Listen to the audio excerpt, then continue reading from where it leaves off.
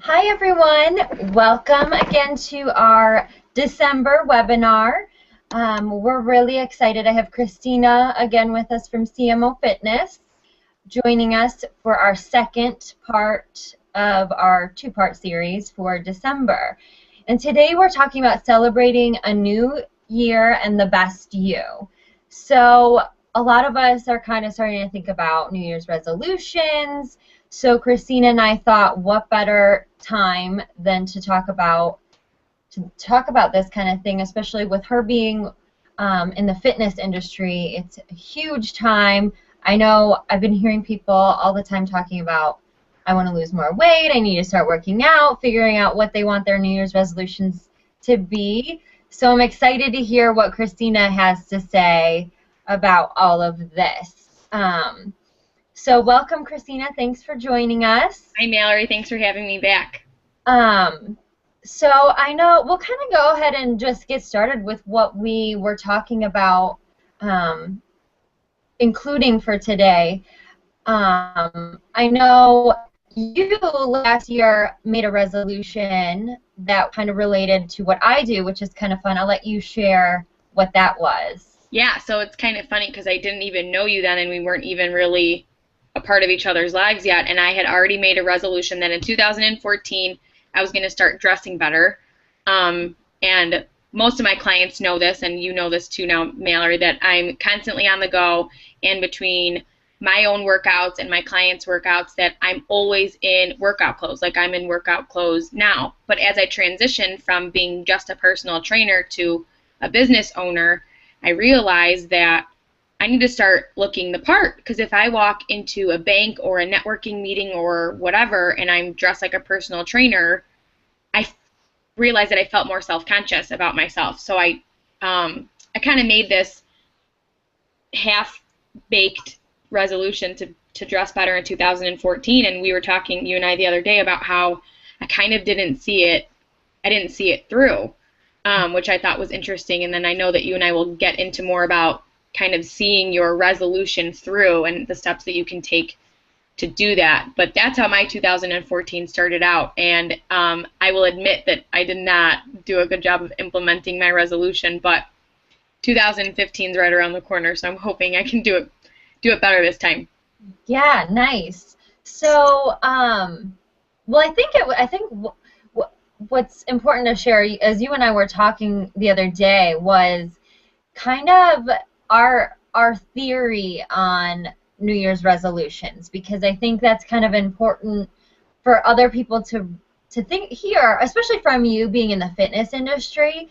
I know so many people, I think almost probably all of us at one point in our lives have made something related to like losing weight, working out, eating better, a resolution of some kind at some point or another. So I'd love to hear your theory on resolutions or how you feel about them. Yeah. So this will probably be a shock to some people watching, but I actually don't really believe in New Year's resolutions in the way that most people approach them. A lot of New Year's resolutions fail. I think there's a statistic out there that says that 77% of people who climb on the fitness and health bandwagon fall off. That's a large number of people.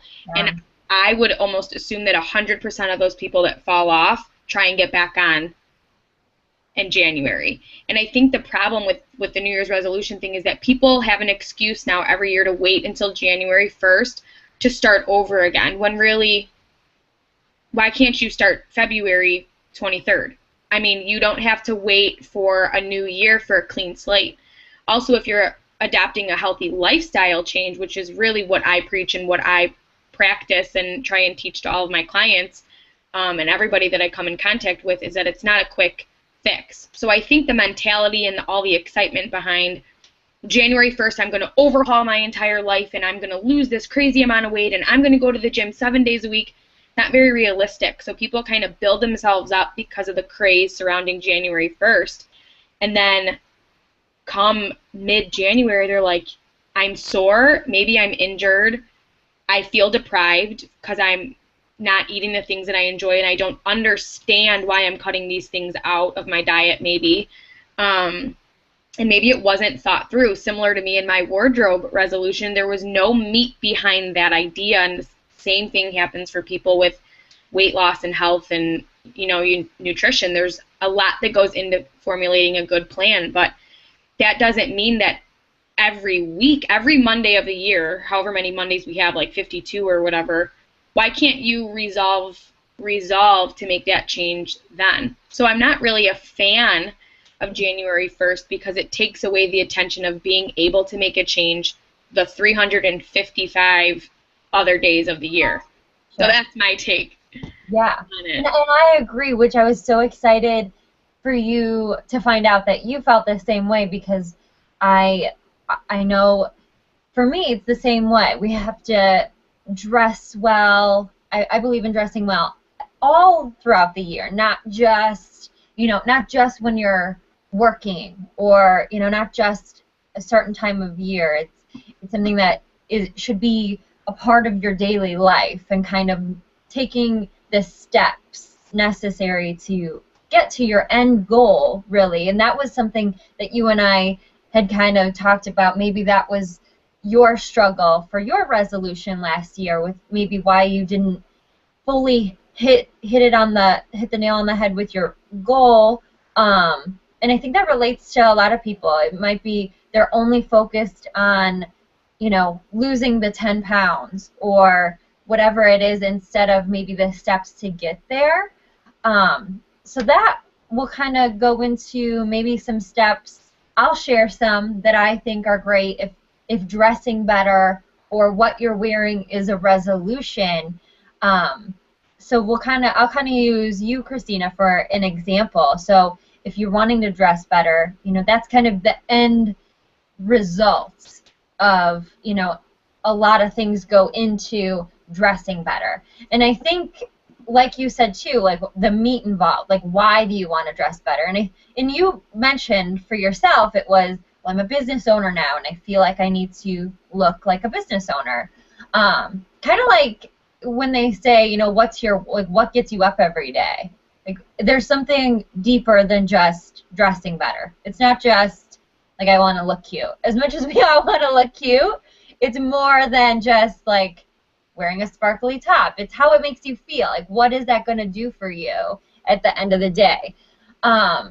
So my first recommendation for anyone who's wanting to change their wardrobe in any sort of way is to always do a cleanse. And when I say a cleanse, more like a closet cleanse. A lot of people, you may have heard it referred to as a closet audit.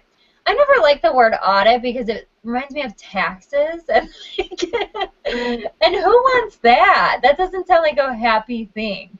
So I like using the word cleanse because, I'm with Christina too. Everyone's talking about cleansing and cleansing your body and getting rid of the toxic things.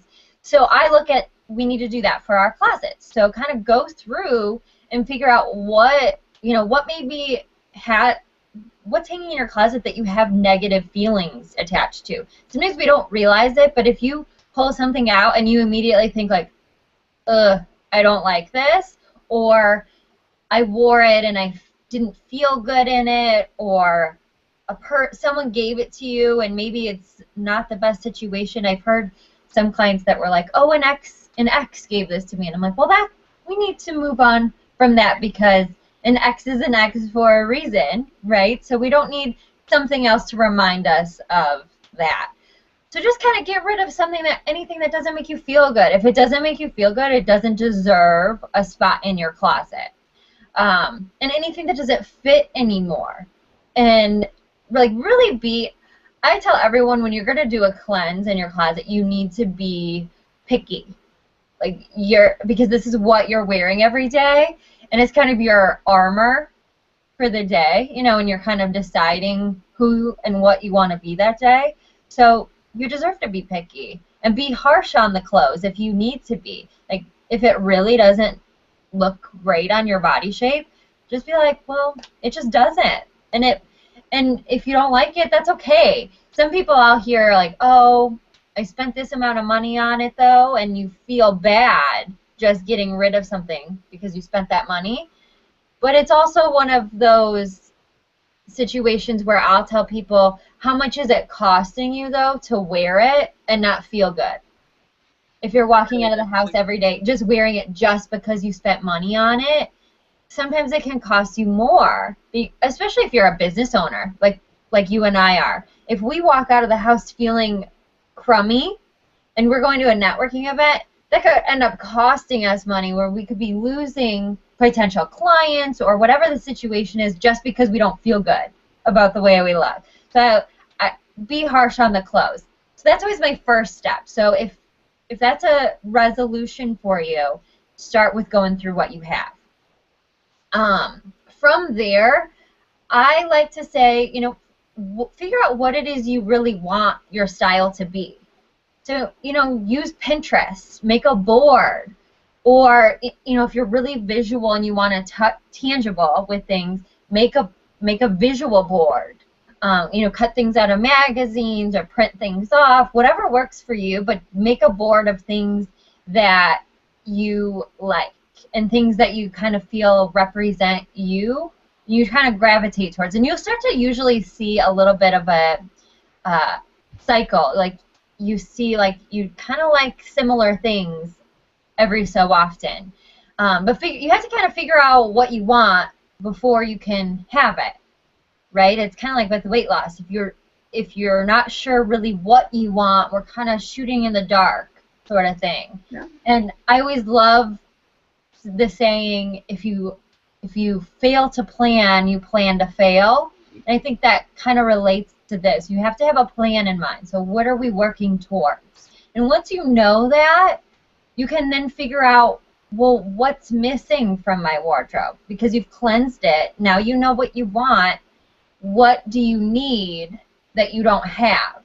And make a list of it. Like physically write it down or make a list in your phone, whatever is easier for you, so that whenever you're out shopping, you know, like, these are things that I need instead of just buying just to buy. So I know I need this, and it's kind of like getting you on that track of also saving money, which is a bonus in itself. And especially if that's your resolution, you want to dress better and you get to save money, what's not to like about that? So make a list. I'm big on planning. And once you start doing that and adding things slowly, you don't have to do it all at once. But you can, if you're out and you find one piece, great. Get back and figure out how you can wear it with what you have. And as you kind of do those steps, and do them as often as you need to, you'll start to notice, like, oh, I'm dressing better. And making it a conscious effort. Like you were saying, like, I want to make it a part of my daily routine to dress better and all of that. So those are my kind of few steps that I would recommend for someone. I know you have steps for someone who is maybe wanting to make fitness, nutrition, all of that. So similar to kind of what you were saying, and I'll use myself as an example, I set this goal without planning. And for me, I love planning, but for fitness and nutrition, similar for you with dressing, the planning is fun and automatic. So I don't have to really even think about planning my workouts or even think about planning my recipes or my grocery shopping because it's part of my routine. So dressing better is totally new. And so similar for anyone trying to dress better or someone trying to lose weight or enter on into a healthy lifestyle, it's foreign to them, so it's harder. So similar to wardrobe and everything you said, there's different steps, almost baby steps that you can take to kind of get your toes wet and then slowly sink into those new habits for the new year. So instead of me just saying I'm going to change my wardrobe and then going to the mall and buying thousands of dollars worth of clothes and maybe not throwing anything out, with fitness, maybe your step one should be to kind of, similar to what you said, assess the situation. If you're going to have a goal to maybe go to the gym more often, well, do you have a gym membership? Maybe you should start there. And maybe that's January's goal. Get a gym membership, which maybe you walk in, maybe you're a guest at 5 or 6 gyms before you find a gym that you like.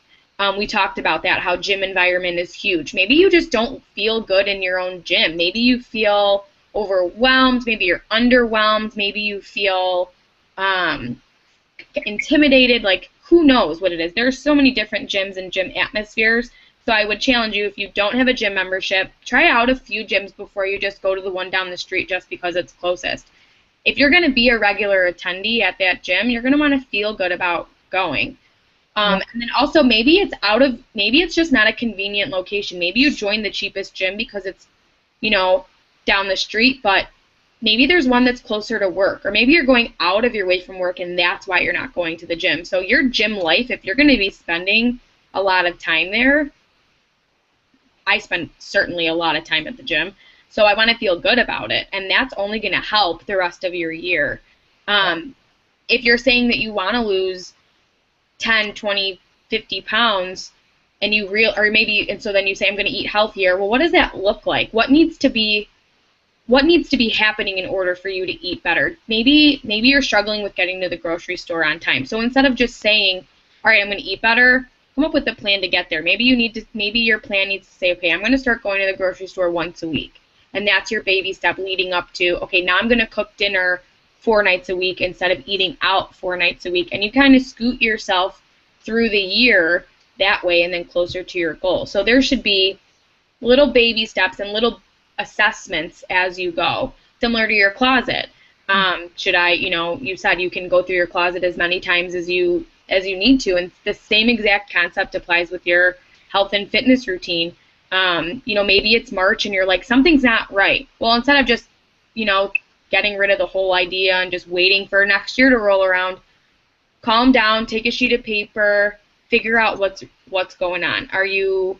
Why are you not getting to the grocery store? Why are you eating out 10 meals a week? What's really the truth behind that? Maybe you need to plan better. Maybe you need better time management, which kind of totally doesn't sound relevant, but it so is.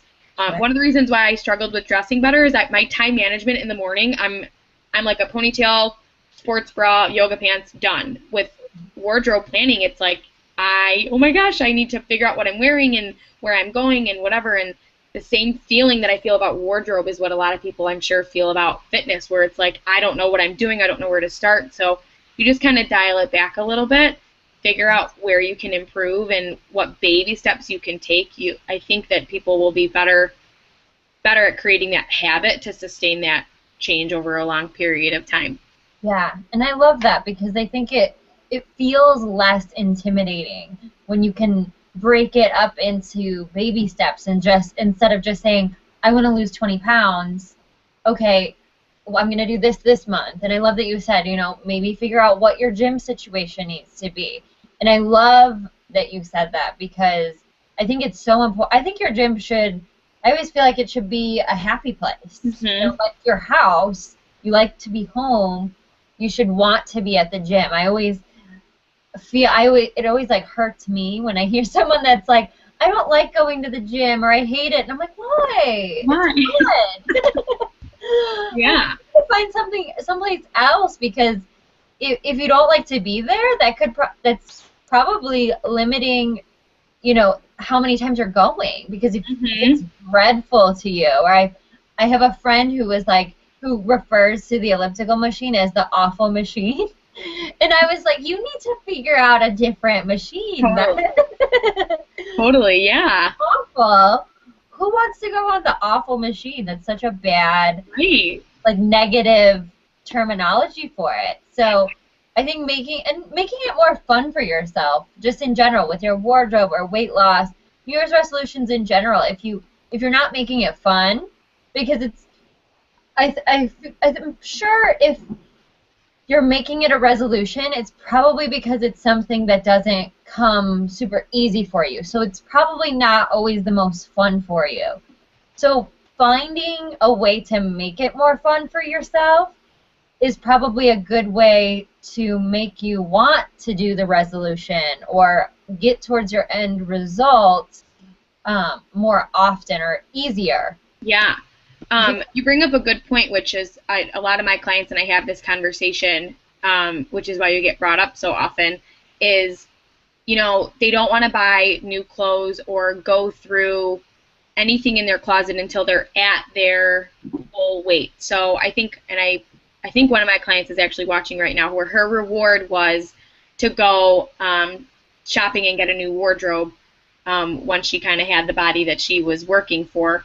And I think, and you and I talk about this a lot, and I want you to kind of answer that question for those people, how they should approach that. I know we talked about specifically, one of my clients was like, I don't fit in any of my clothes, they're falling off of me, but I haven't earned a new wardrobe yet, but yet she's lost like 1 or 2 pant sizes. So I want you to go ahead and kind of talk about that.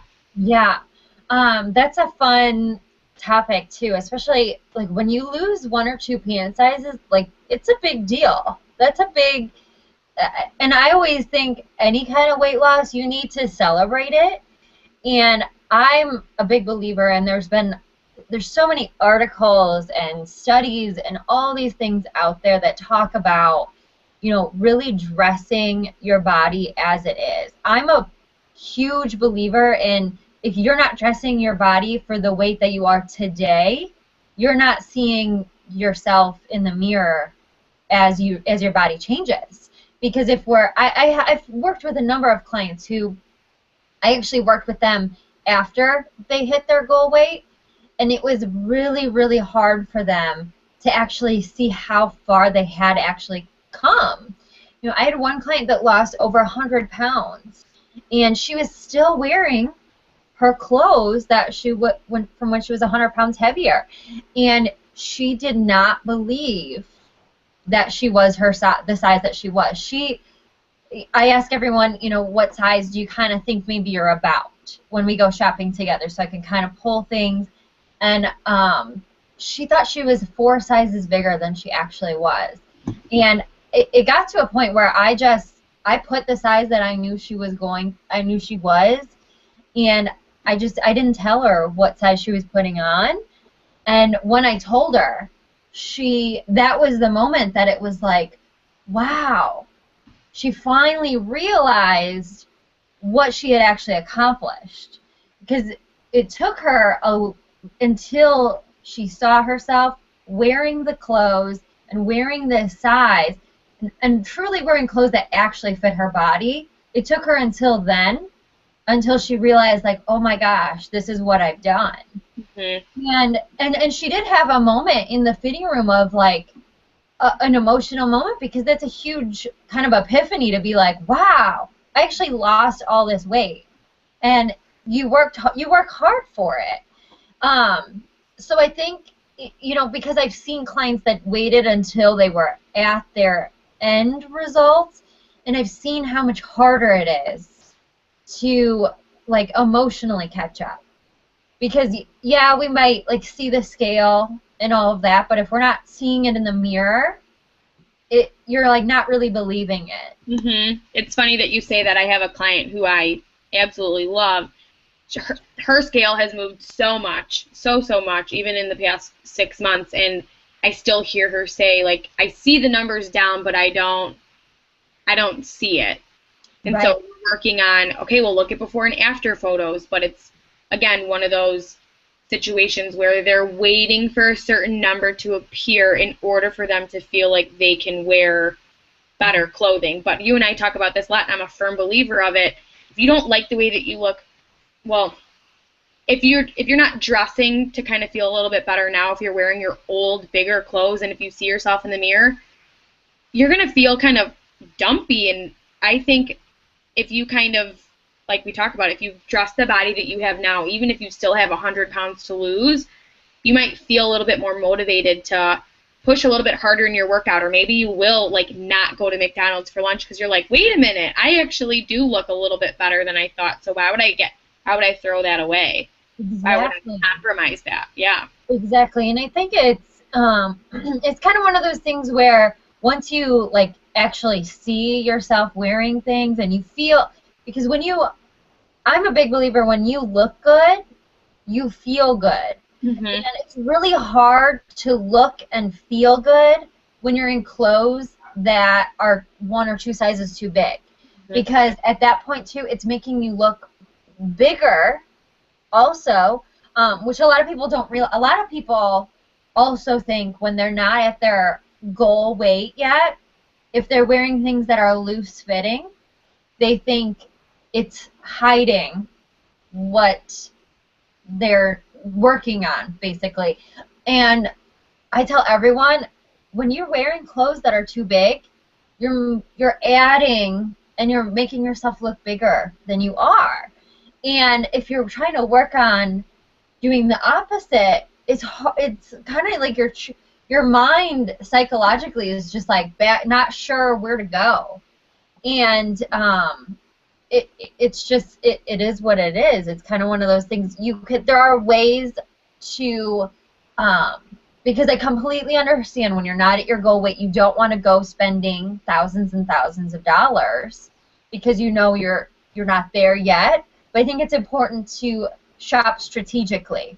I just went shopping yesterday with someone who had a baby, and she's like, now I don't want to wear maternity clothes anymore because she's known me for a while and knows if you're not in maternity, we're done with that phase in our life. It's kind of the same thing like weight loss. We're done with that phase. Now we need to do something else to get us to the next part. Mm-hmm. And she too, she just had a baby a month ago. But she's like, I don't want to spend a ton of money, but I just need things that will make me feel prettier, until I can move along until the next size. Mm-hmm. So it was, buying key pieces, only buying a couple pairs of pants, but are very versatile, and having shirts that, you can put something over it, tie a belt over it, do kind of things so she's still seeing her body as it starts to change. But right now, when it's not changing, she's still feeling good, and she's not feeling like I'm wearing maternity clothes but I'm not pregnant anymore kind of thing. It's a similar situation. So really figuring out, like, it's just finding the right pieces that can kind of transition for you. That's smart. That's good. Yeah. Yeah. So I know we had a few questions that we can kind of go over. So I have one for you. Some people don't understand why they should even worry about dressing better. Can I explain some of the implications of how looking your best can impact our lives? That is a good one. Oh, that was one for me. Sorry. Yeah. I was like, that's for me. So understanding what. So it's kind of like what we were talking about a little bit earlier. Like, when you look good, you feel good, and it's kind of, I look at it as almost a self-respect sort of thing.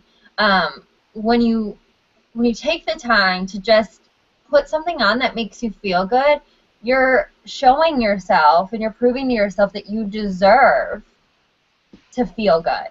You know what I mean? It's kind of, it's an interesting concept, and a lot of people think like, oh, it's a superficial thing, what I wear shouldn't matter, people should see me for who I am, or I don't care what other people think, or I don't care what I wear.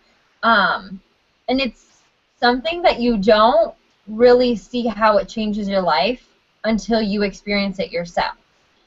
Every time I work with a client, they always say to me at the end of our kind of 3-session process that I start everyone with, they all say, I never realized how much this would change my life, or how much just being able to walk out of the door and feel like I like the way I look changes the way I do business, changes the way I am with my family and my husband.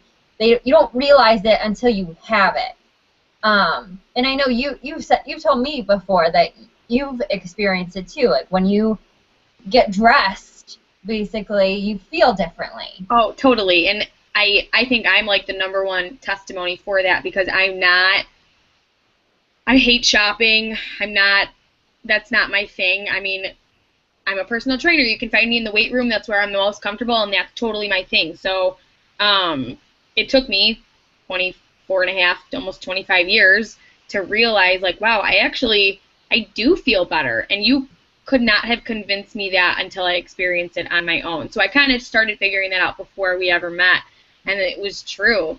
Especially as a business owner, like I just feel more powerful and more worthy of people's times, and not even necessarily clients, but when you're a business owner, you start having, and you and I are the same age, so you're with meetings with older people, more successful people, and people that actually sometimes kind of doubt you because you're so young and you're a brand new business owner. But if I have on like a nice pair of jeans and heels, I feel more powerful and I feel more confident in those meetings, especially with head honchos and just, sometimes people who are kind of intimidating, and it's a very cool thing to experience for yourself. Whereas that if I were to go in there with a hoodie and yoga pants on, yeah, of course that describes my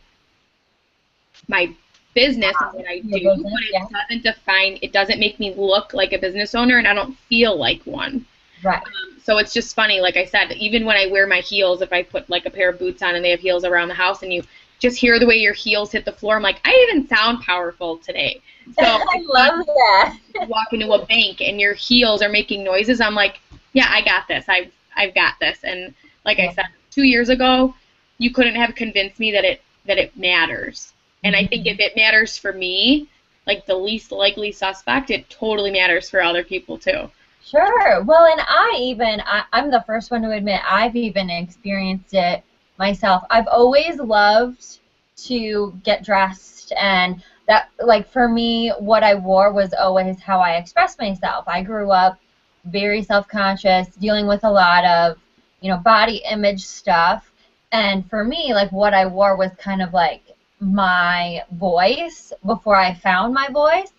And now you can't get me to stop talking.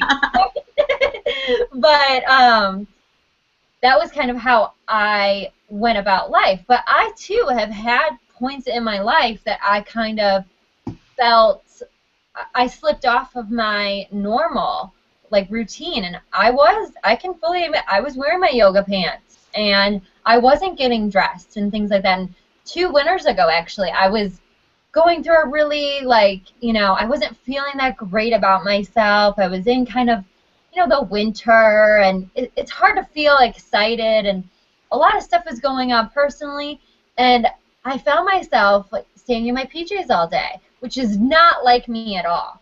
And it wasn't until someone said to me, like, well, why aren't, that's you, though. And I realized, when I realized it was because I felt like I wasn't worthy of it, that's when I was like, okay, I need to make a change. And I started making a conscious effort of just putting things on that I know make me feel good, even if I was just staying around the house.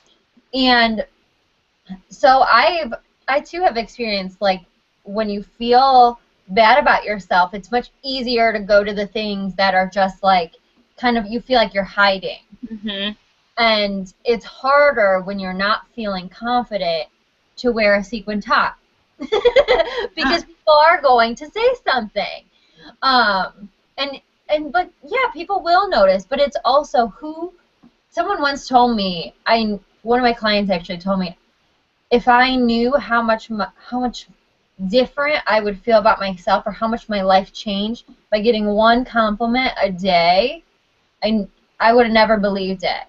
Because who doesn't like being told, like, oh, I like this, or you look really nice today. Mm-hmm.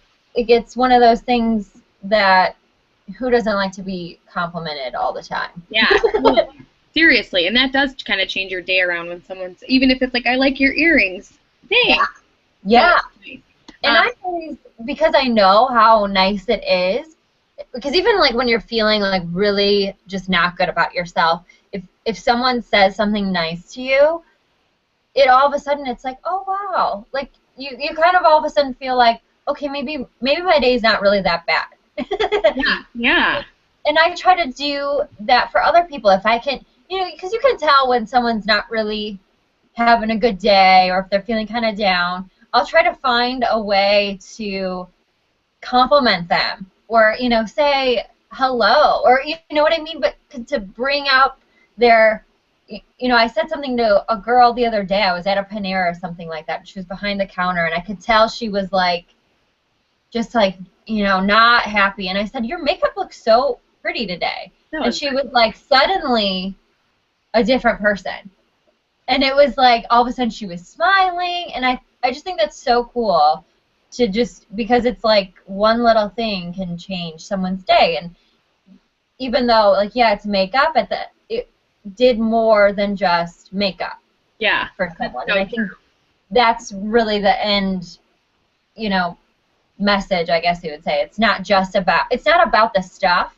I always tell everyone, it's not about the shirt, it's not about the lipstick, it's never about that. It's about how it makes you feel. Yeah, totally. So, yeah, I agree. And then I wanted to ask you this question. It's not really a question, it's just a comment that one of my clients actually mentioned this morning. Oh, okay.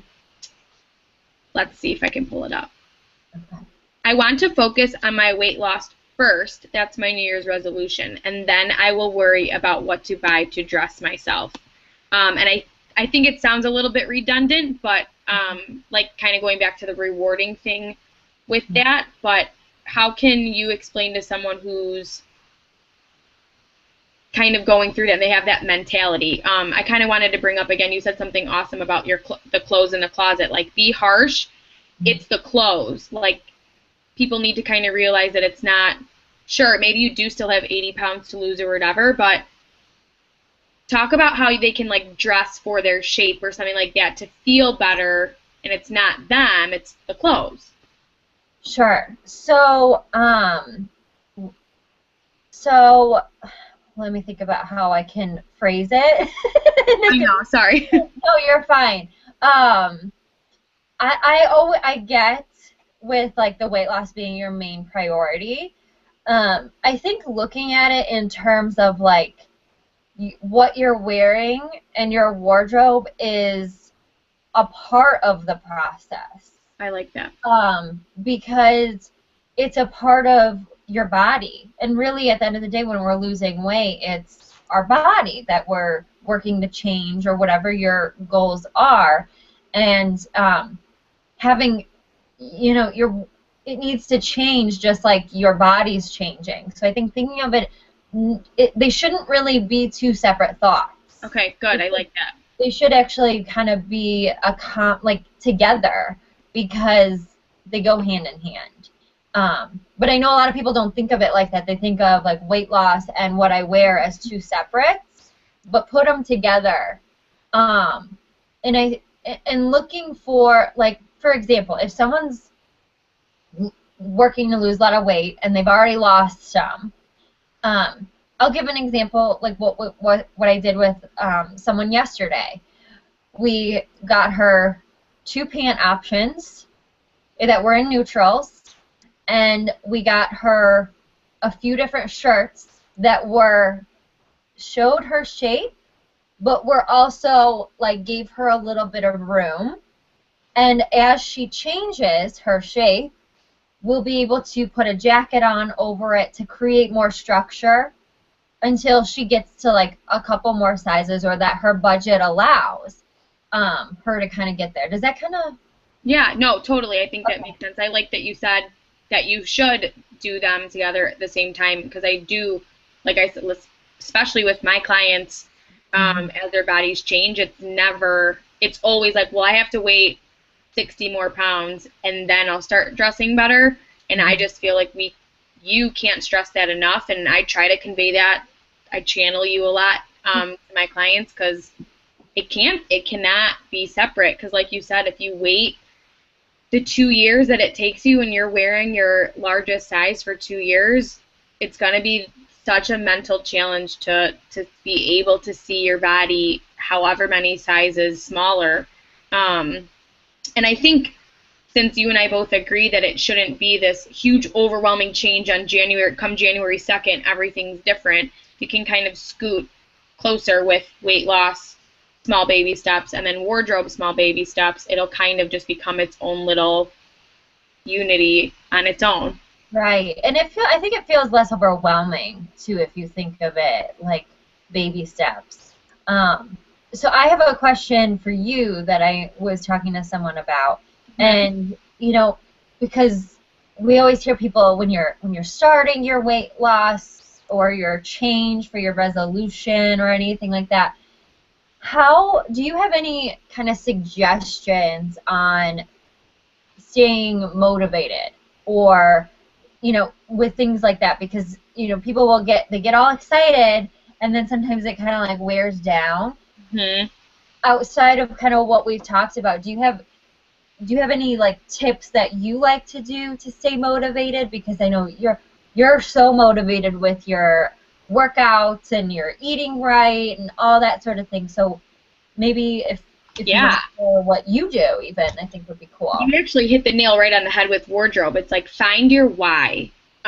Every single night before I go to bed and every single morning that I get up, I root myself in my why. Like, why am I doing this? Why am I self-employed? Why am I setting my alarm so early to get up and go to the gym? And I reflect on that why. Similar to, like you said, why do you want to put on a cute top and waste time doing your hair in the morning? Well, it makes me feel powerful, and that to me is important. So find your why before you embark on the journey. And even if that's your first step, maybe you take all of January to sit down and reflect 10 minutes every night or 10 minutes every morning when you're drinking your coffee or something to figure out your why. If you don't have a why, you will fail. I can guarantee. And you'll have to restart again when you think you have a new why. So that's why going on a diet for a vacation ends the minute you get to your destination. It was a quick, short-lived why. You're on vacation, and when you come back, nothing else needs to change until you plan your next vacation. It's sad to say, and it's a little harsh, but it's true. So instead of working out as a means to an end, which you and I talked about, come up with a more important why. And yes, if you want to lose weight, that's awesome, but figure out why. Just trying to lose weight and putting in all the time and dedication and effort that it takes to lose weight, because it does, just ending up with a smaller number on the scale will seem unfulfilling. But if you realize that there's all these other wonderful things that are happening in your life, maybe you don't even have a weight loss goal. Maybe you just truly need to clean up your diet. For example, my sister has a horrible diet and she's very thin. So she doesn't have a weight loss goal, but she does have an eat better goal. She'll feel better. She'll reap the benefits of better nails, better skin, more energy. That in and of itself, especially for moms out there who, you know, maybe they're recovering from having a baby and their body feels different, looks funky, and whatever, they're not used to it. Instead of just going, gosh, I need to lose all the baby weight, focus on all that extra energy you're going to have to be able to spend more time with your husband, with your kids. If you hate going to the gym, don't just go to the gym as a means to an end for your weight loss. Maybe you realize that there's a sense of community at your gym, and now you've met some new friends, and that's motivating. But focus on other benefits that you're reaping with the new healthy lifestyle. So that's 2 points that I made. Find your why. What's going to get you to the gym every day before work or after work? It has to be something kind of larger than the goal, and it sounds kind of crazy, but it's true. And I think everybody can find that why. And then also focusing on all the other awesome benefits that are going to come with looking better, feeling better, getting off your medication, which is huge. I have some clients who, you know, they're not focused on how their bodies are going to look when they lose weight. They're focusing on the fact that they're going to get off their high blood pressure medication and be able to meet their grandchildren. That's a huge why. Yeah. That is a huge why. Mm-hmm. So there are so many awesome things to focus on that revolve around weight loss and health and fitness, but actually have nothing really to do with that. So like family, energy, all that stuff. So focus on, find your why, even if that takes you half of the year this year. So that's really cool. Yeah, and I love that because I think, you know, in anything in life, we need to figure out why we're doing it. You know, why do you want this? Or, you know, why do you want to start your own business? In business, you hear it all the time, like, because if you don't have something deeper, like you said, it's going to be hard to be successful in weight loss or dressing better or in business, whatever it is. You have to have something deeper that's going to get you up every day and make you want to have time for all these things. Yeah, totally. So cool. So I think we pretty much hit everything that we wanted to cover, right? Yeah. I know you and I are really excited. For those of you watching, Christina and I do have some exciting things coming up for 2015. So make sure to, if you aren't already, be following us on social media. I'm on all of them. I know you are too. Yes. So follow us because we will be posting some things very, very, very soon, actually. We'll kind of, we're going to do a little teaser. We're not going to tell you all the details yet, but just know it's exciting. Our first thing is starting next month, so stay tuned. We're super excited about it. I'm like losing sleep at night over it. I'm so excited. So stay tuned. Again, follow us on all of our social media channels, and we would love to hear from you if you all want a specific topic for us to talk about. Maybe again sometime soon in a format like this, let us know. We're totally up for suggestions. Thank you, Christina, for joining Thank me. you for having me, Mallory. I love it. Thank you. Fun. We will see you all later. Thank you. All right. See ya. Bye.